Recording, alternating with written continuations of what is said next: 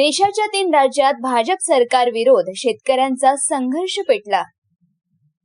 Internet बंद, जाळपोळ, लाठीचार्ज, लाखो शेतकरी रस्त्यावर, गोदी मीडिया मात्र गप्प।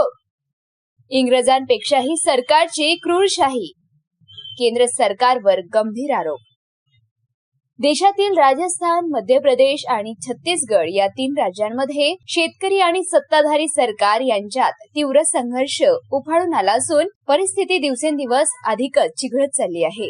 गेल्या 2 दिवसांपासून या तिन्ही राज्यात एकाच वेळी मोठ्या प्रमाणावर शेतकरी आंदोलन सुरू असून प्रशासनाने कडक कारवाईचा मार्ग स्वीकारल्याचा आरोप शेतकरी संघटनांनी केला आहे।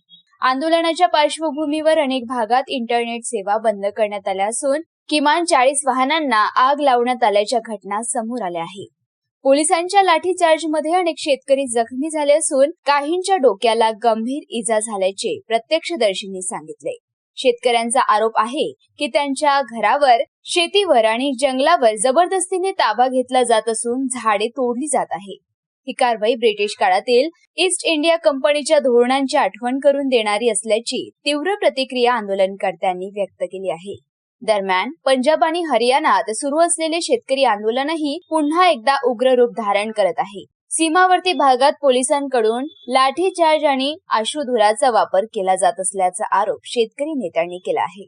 हे केवळ आंदोलन नाही तर पाणी, जंगल आणि जमिनीच्या संरक्षणाचा जीवन मरणाचा लढा आहे, असे शेतकरी संघटनांचे म्हणणे आहे। लाखो शेतकरी आपल्या मुलांच्या भविष्यासाठी रस्त्यावर उतरले असून परिस्थिती स्वातंत्र्यपूर्व काळातील संघर्षासारखी भासत असल्याची भावना व्यक्त केली जात आहे।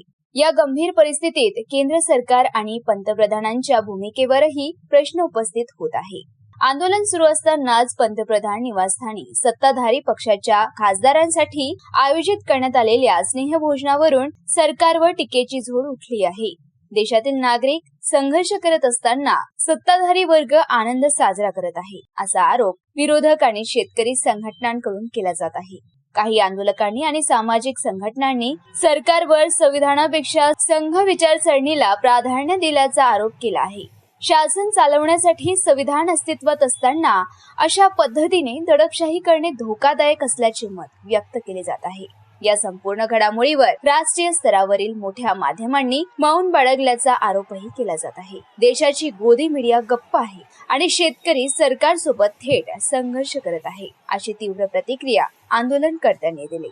सध्या तिन्ही राज्यातील परिस्थिती तणावपूर्ण असून कायदा व सुव्यवस्था राखणे हे प्रशासनापुढील मोठे आव्हान बनले आहे। वाढता संघर्ष रोखण्यासाठी तातडीने संवाद साधण्याची गरज असल्याचे मत अनेक जाणकारांकडून व्यक्त केले जात आहे। DB9 Marathi TV bureau report.